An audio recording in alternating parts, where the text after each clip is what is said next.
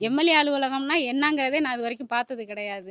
இந்த 5 வருஷத்துல தான் எம்எல்ஏ ஆஃபீஸ்னா இப்படிதான் இருக்கும். இந்த மாரி என்ன கோரிக்கை வேணுமோ நம்ம மனுவ எழுதி கொண்டு போய் எம்எல்ஏட்ட குடுத்தா அது நிறைவேறும் அப்படிங்கிறதே இந்த காலத்துல தான் எனக்கு தெரியுது. எம்எல்ஏ ஆஃபீஸ் இந்த இடத்துல இருக்குங்கிறதும் எனக்கு அப்பதான் தெரியும். அடுத்தது எப்படின்னாக்கா, இ-சேவை மையம்.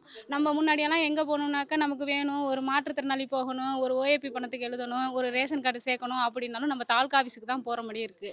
அங்க போகணும்னா அவ்வளோ தூரம் நடந்து வரணும். ஆனா இப்போதைக்கு பார்த்தீங்கன்னாக்கா, நம்ம இந்த இந்த இந்த 5 ஆண்டு காலங்கள்ல இ-சேவை மையம் 24 மணி நேரமும் அந்த இயங்கிட்டு இருக்கு. நமக்கு என்ன அதுவும் குறைந்த கட்டணத்துல. மத்த வெளியிலலாம் போனோம்னா ரூ. 100. இங்க வந்துட்டு நமக்கு வாழ்வாதாரத்துக்கு ஏத்த மாரி குறைந்த கட்டணத்துல வந்துட்டு இ-சேவை மையம் 24 மணி நேரமும் இயங்குது. அடுத்து இவங்களுடைய நல்லது இவங்க நம்ம சட்டமன்ற உறுப்பினர் ஆகி இவங்க வச்ச கோரிக்கையெல்லாம் சொல்லிட்டு போனோம்னா, பக்கம் பக்கம் சொல்லிட்டு போகணும். எனக்கு தெரிஞ்சு நத்தமடிப்பட்டி, கள்ளிப்பட்டி இந்த சாலையிலலாம் அதாவது சட்டமன்றத்துல குரல் குடுத்தவங்க நம்ம எம்எல்ஏ தான் அப்படிங்கிறது வந்துட்டு குறிப்பிடத்தகுந்தது.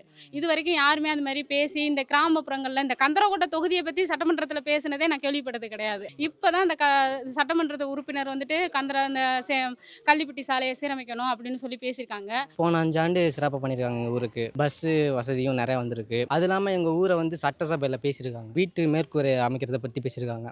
இந்த மாதிரி எம்எல்ஏ வந்து எங்களுக்கு ரொம்ப முக்கியமானவர். இதுக்கு முன்னாடி இருந்தவங்க எங்கள் ஊரை பற்றி பேசுனதே கிடையாது. இலவசம்னா வந்து கொடுத்துட்டு போவாங்க, அவ்வளோதான். வீடு வந்து மேற்கூரை வந்து விழுந்துருச்சு ஒருத்தவங்க வீட்டு மேலே. அதை வந்து ஊருக்குள்ள வந்து பார்த்துட்டு போனார். பார்த்துட்டு அதை சட்டசபையில் போய் பேசியிருக்காரு. இந்த எம்எல்ஏ வந்து எங்களுக்கு 5 ஆண்டுக்கு ரொம்ப சிறப்பாக பண்ணியிருக்காரு. அதனால என்னோட ஓட்டு அவங்களுக்கு தான்.